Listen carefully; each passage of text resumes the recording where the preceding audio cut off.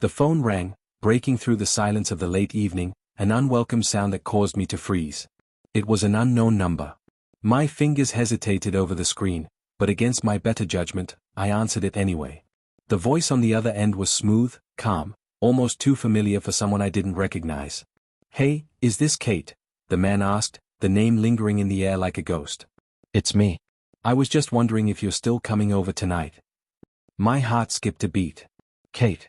That wasn't me. But why did it feel like my whole body had gone rigid? I swallowed hard, forcing my voice to stay steady despite the sudden anxiety creeping up my spine. "Sorry," I said quickly, trying to disguise the tremor in my voice. "Wrong number."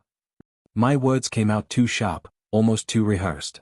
It was a reflex, a defense mechanism, the same thing I always said when I wanted to shut down a conversation, when I didn't want to face whatever was on the other side. But the man didn't hang up. Instead, there was a brief silence before he spoke again, his voice laced with confusion, almost as if he were trying to place my voice, trying to make sense of what had just happened. "Kate, are you okay?" he asked, his tone shifting, softening with concern. You sound a little off. "It's me, Ben. I thought we were meeting up tonight. We've been planning this for a while, remember?" A cold wave washed over me. Ben? I didn't know anyone named Ben. And I definitely wasn't meeting anyone tonight. Was he sure it was me? Could it be that he was talking to someone else? My mind raced, trying to process the situation, but the more I thought about it, the more I felt like I was sinking into a fog. "Listen," I said, trying to sound more confident than I felt, "I think you've got the wrong person. I don't know you, and I'm not Kate."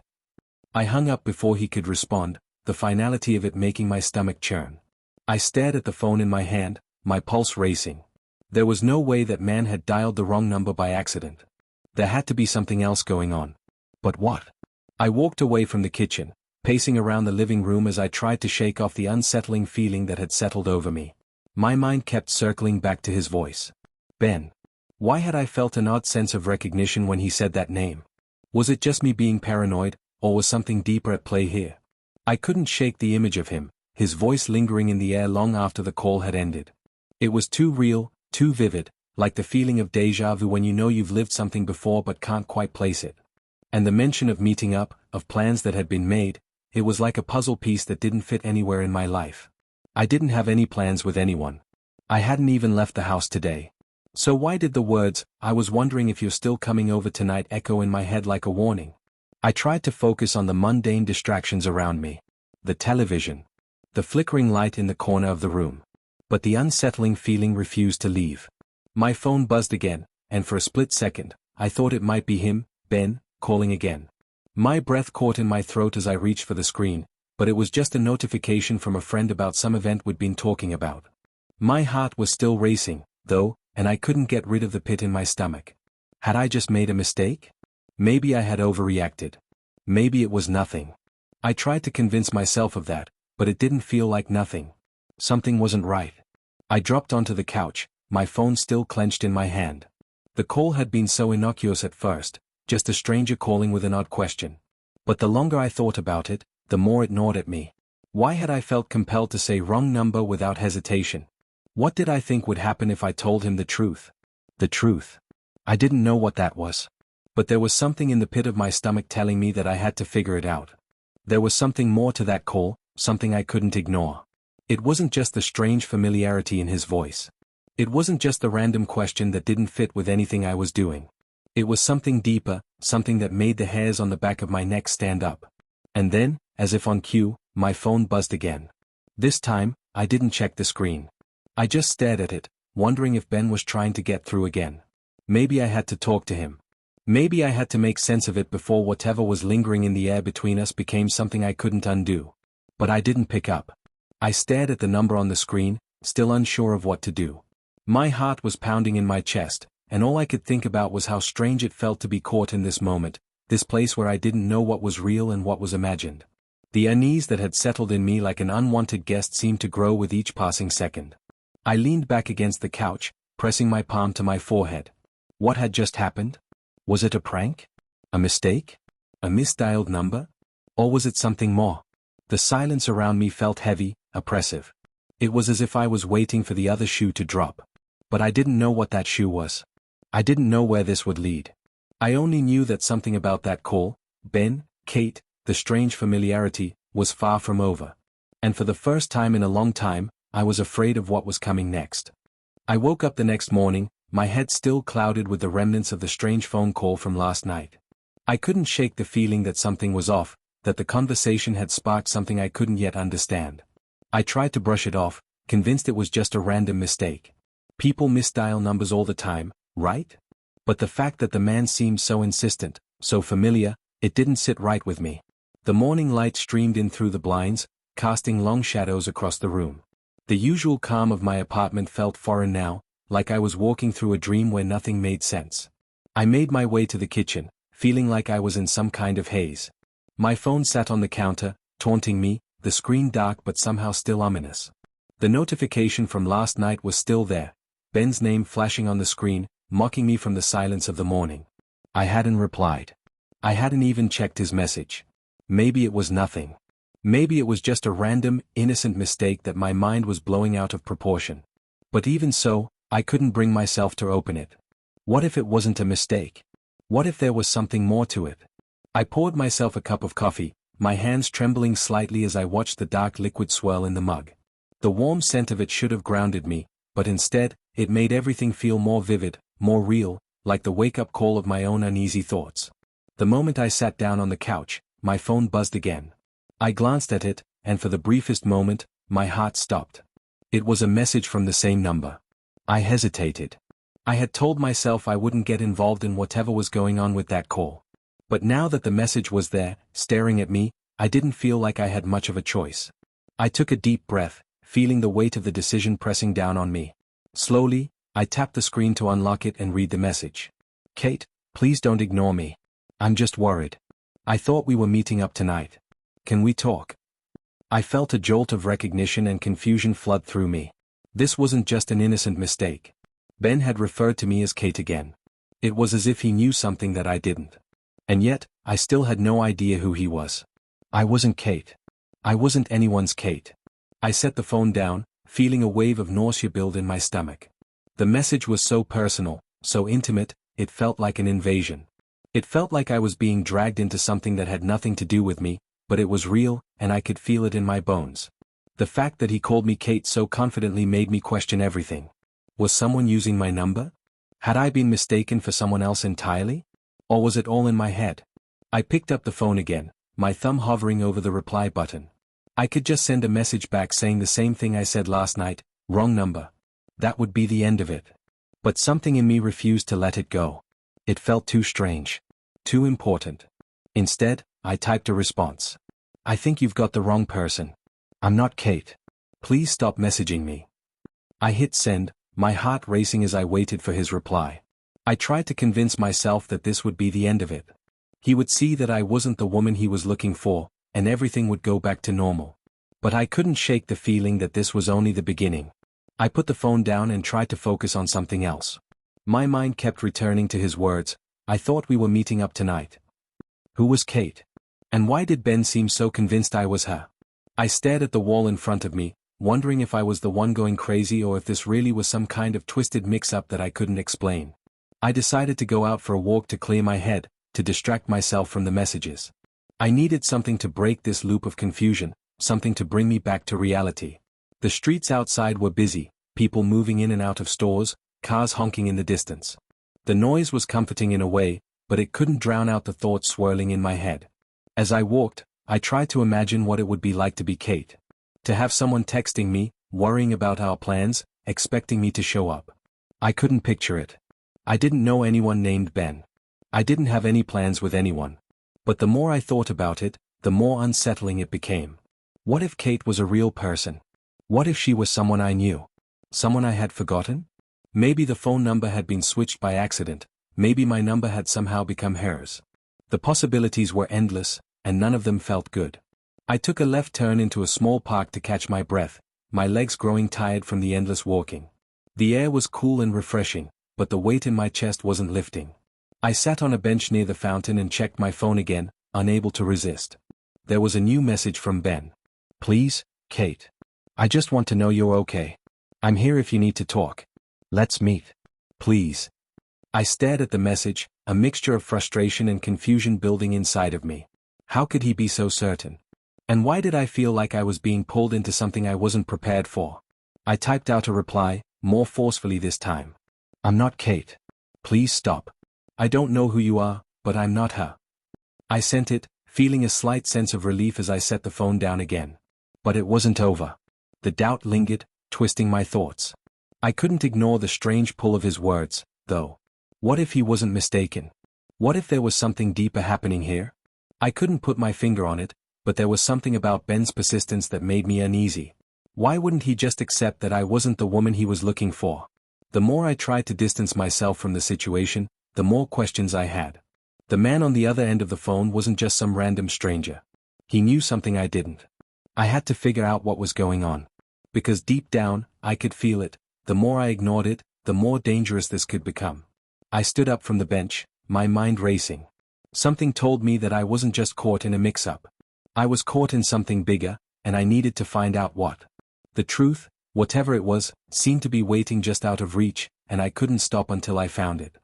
By the time I got back to my apartment, the entire afternoon had slipped away, and the sense of confusion had only deepened. My phone was silent now, almost too silent, and that made me nervous. I had expected a response from Ben, something, anything, to show he had gotten my last message. But there was nothing. I sat down on the couch, staring at the blank screen of my phone, waiting for the world to make sense again. I couldn't shake the feeling that I was being drawn into something I didn't fully understand. I had been mistaken for someone else, sure, but there was something about the insistence in Ben's messages, the urgency in his words, that felt too real to just brush off. It wasn't like the kind of wrong number texts I'd gotten before, innocent, forgettable mistakes that didn't leave a mark on you. This was different. There was a history, an expectation, a connection in his words that I couldn't ignore. My fingers hovered over the screen, and for the first time since receiving his message, I felt a cold pang of curiosity that I couldn't quite explain. I needed to know who Kate was. I needed to know why Ben thought I was her. Was it possible that I knew him? Was there something in my past, some forgotten memory, that connected me to this man? Could I have once been involved with him, or had I been mistaken for someone else entirely? The more I thought about it, the more the pieces seemed to slip further out of my reach. I couldn't quite grab hold of anything tangible. It felt like trying to catch smoke with my bare hands. I tossed my phone down on the coffee table and leaned back into the cushions, closing my eyes. The exhaustion of the day weighed heavily on me, but my mind wouldn't stop turning. I was frustrated, yes, but I was also intrigued. There had to be a way to get answers. Somewhere, hidden beneath all of this uncertainty, was the truth. I pulled my legs up onto the couch and wrapped my arms around them, curling into a ball. I needed to clear my mind, to stop this cycle of endless questions that was spiraling into nothingness. I closed my eyes, willing myself to just breathe, but the image of the man on the other end of the phone, his voice, his persistence, kept creeping into my thoughts. A knock at the door pulled me out of my reverie. I sat up, startled, unsure who it could be. I wasn't expecting anyone. I hesitated for a moment before getting up to answer, my mind still tangled with the mystery of the phone call. I opened the door cautiously, and there, standing in front of me, was my neighbor, Karen. "Hey, I hope I'm not disturbing you," Karen said with a friendly smile. "I just wanted to check in. I saw you walking earlier, and you seemed a bit out of sorts." I sighed, trying to shake off the cloud that had settled over me. Karen was always considerate, always making sure everyone was doing okay, but I didn't have the energy to explain what had been happening. How could I even begin to explain? "I'm fine, really," I said, forcing a smile. "Just having a weird day." She raised an eyebrow, sensing there was more to it. "Anything I can do to help?" I shook my head, not wanting to burden her with the confusion swirling around me. "No, it's just, something's off." I don't know. "It's probably nothing." Karen studied me for a moment, then seemed to soften. "If you want to talk, you know where I am." I nodded, grateful for her concern, but there was a heaviness in my chest that I couldn't shake. "Thanks, Karen. I appreciate it." She gave me a quick hug and then left, and I closed the door behind her, feeling more alone than ever. The emptiness in my apartment echoed through the silence. I couldn't distract myself any longer. I had to get to the bottom of this. I picked up my phone again, unlocking it with a sense of resolve. This wasn't just about some random wrong number. Ben wasn't some stranger. There was something here I wasn't seeing, and I needed to understand what it was. I decided to take matters into my own hands. I wasn't just going to wait for him to respond. I was going to find him. I opened the messaging app, and with a deep breath, I typed, "Who is Kate? Why do you keep texting me?" I hit send before I could second-guess myself. There was a flutter of anxiety in my chest, but at the same time, I felt a strange sense of empowerment. I was no longer waiting for answers, I was taking control. The minutes dragged by as I waited, each second feeling like an eternity. I stared at the screen, expecting a response that would finally make sense of everything. But as the silence stretched on, I started to feel a gnawing fear deep in my gut. What if I had made a mistake? What if Ben was just a victim of some bizarre phone number mix-up, and now I was dragging him into something he didn't deserve? Just as I was about to put my phone down and walk away, the screen lit up again. "You're not Kate, are you?" I felt a chill run down my spine as the words settled over me. His reply was short, but it hit me harder than anything he had said before. It was like he had already known the answer, like he had been expecting this. But what did it mean? I quickly typed back, "No, I'm not Kate. I don't know who you think I am, but you have the wrong person." I sat back, almost immediately regretting the bluntness of my response. But there was no turning back now. I had to know the truth. The phone vibrated again, and I picked it up with shaking hands. "Then why did you say you were coming over?" My heart skipped a beat.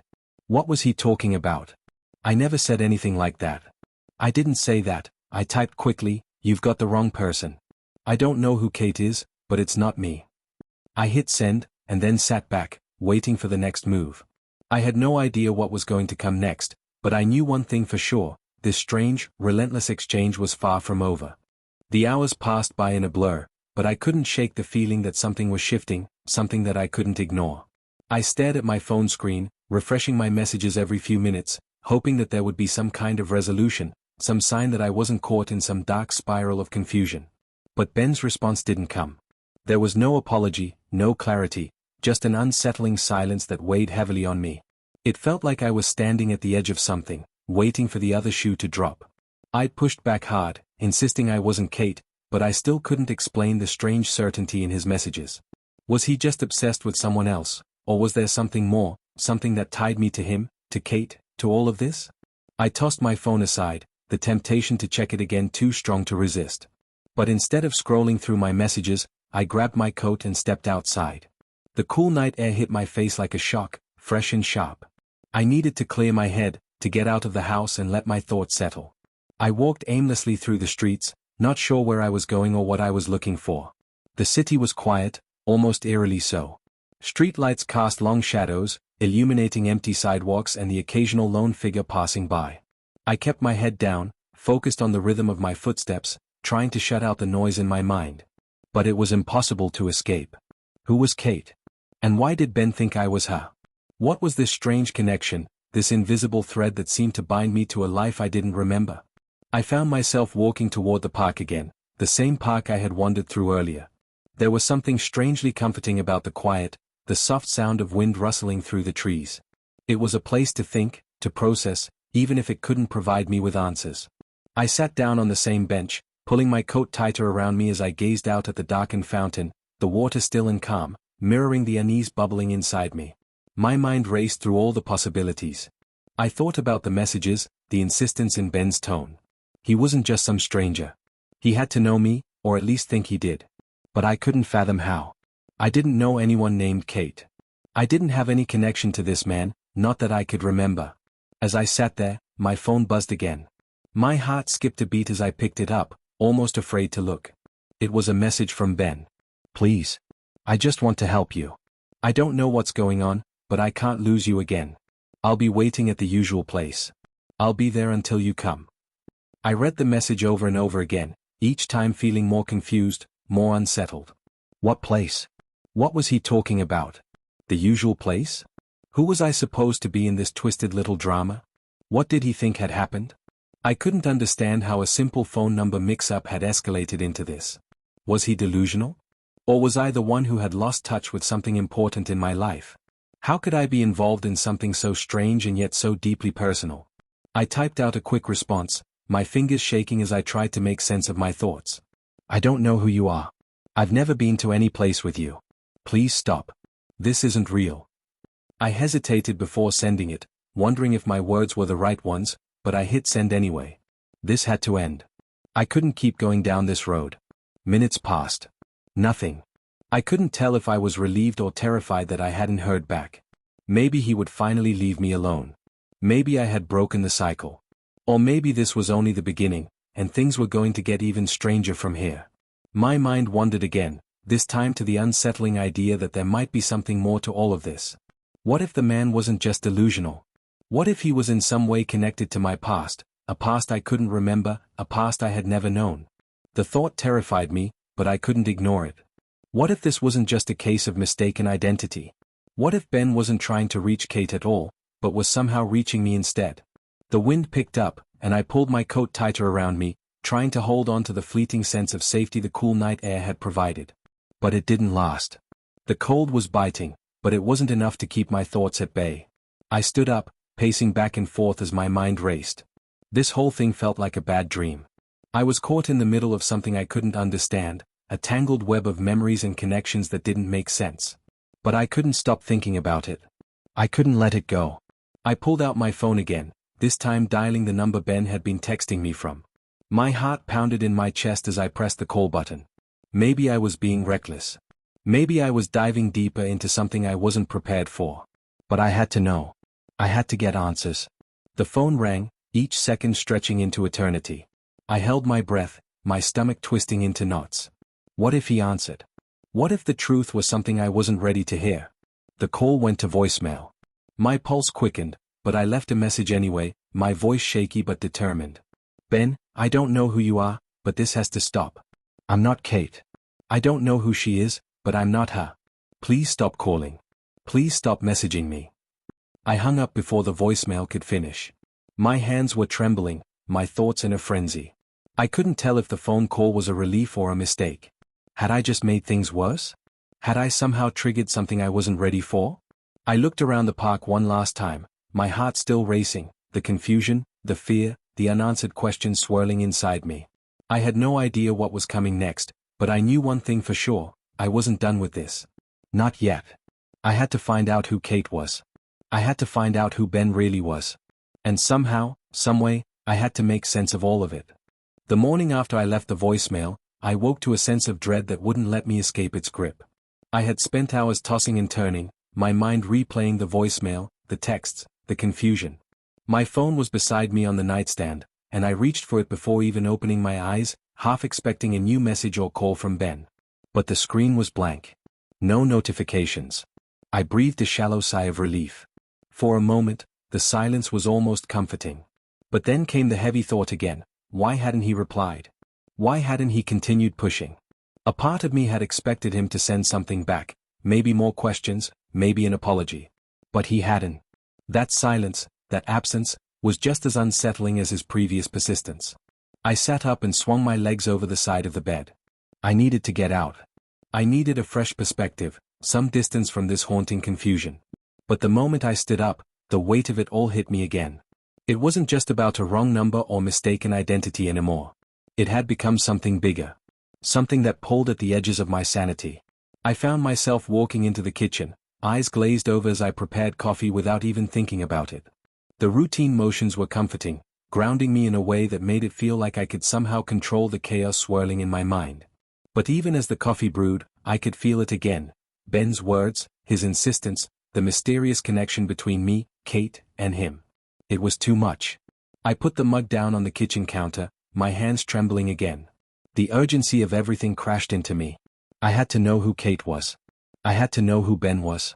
And I needed to know why none of this made any sense. I sat down at the table, picking up my phone once again, deciding that I couldn't avoid it any longer. I couldn't just let this go. I had to confront the source of all this confusion, Ben. With a shaky breath, I dialed the number again.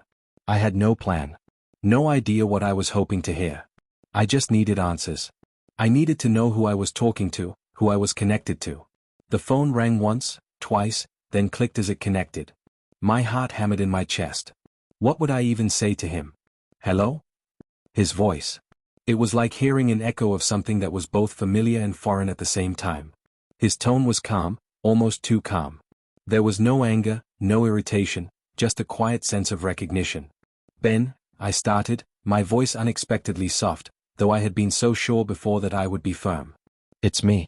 I don't know what's going on, but I need you to tell me who you are. Why are you reaching out to me like this? There was a long pause on the other end of the line, and for a brief moment, I wondered if he had hung up. But then his voice came back, quiet, almost hesitant. I didn't think you'd call. I didn't think I would either. I swallowed, my voice trembling despite my attempt to remain in control. But here we are. And I need to understand what's going on. Another silence. This time, it stretched longer than the first. Then, Ben's voice came again, softer, more uncertain. Maybe it's best if we meet. Maybe you'll understand then. My heart skipped a beat. Meet? The invitation hung between us like an unspoken agreement that had already been made. But what could I possibly understand from a meeting? What could be revealed face to face that couldn't be said over the phone? I don't know, Ben. I don't even know what to believe anymore. I don't know you.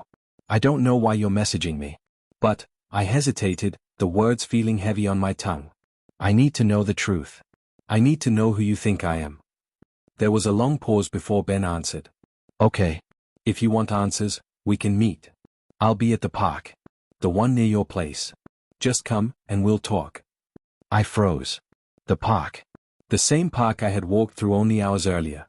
The same place where I had been looking for answers, trying to make sense of all the confusion. And now Ben was asking me to come there. What would happen if I did? Would this be the moment where everything clicked into place? Or would it just unravel more? You'll be there, right? Ben's voice broke through my thoughts, and I realized he was still waiting for my answer. I closed my eyes and sighed, feeling the weight of the decision settle on my shoulders. I had no idea what I was walking into. But something in my gut told me that I had to go. I had to meet him. I'll come, I said, my voice steady now. I'll be there in 30 minutes. Good. I'll be waiting. I hung up before I could second-guess myself. For a moment, I just stood there, holding my phone in my hand, trying to ground myself in reality. What was I doing? Was this a mistake? I looked at the time. 30 minutes. That's how long I had to prepare myself for whatever awaited me in that park. Whatever Ben was going to tell me, or show me, or explain, it was all happening now. I had crossed a line. I had stepped deeper into this mystery than I had ever planned. As I gathered my things and left the apartment, my thoughts were a whirlwind. Each step toward the park felt heavier, as though I was walking into an unknown chapter of my life, one I couldn't control. I didn't know what Ben wanted from me, or why he kept insisting that I was someone else. But I couldn't turn back now. I reached the park and looked around, scanning the quiet area for any sign of him. There was no one in sight. I walked further in, the cool air biting at my skin as the weight of the situation pressed down on me. It felt like a dream, or maybe a nightmare, like I was moving through a fog of confusion, not sure which direction was the right one.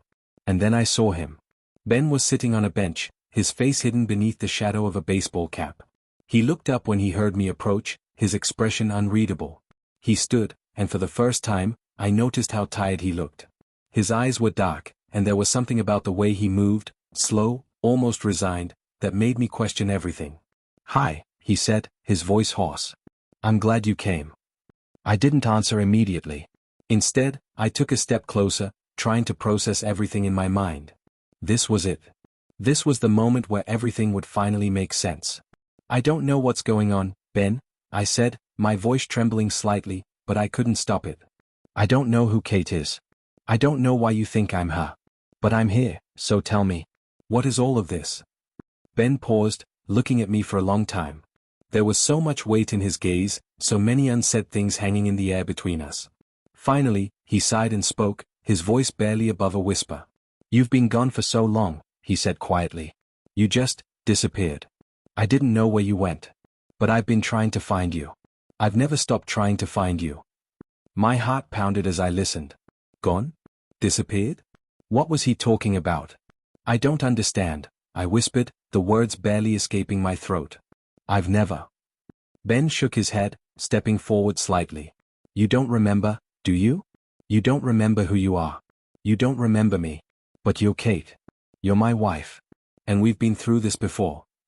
Everything stopped. Time, my breath, my heart, they all froze.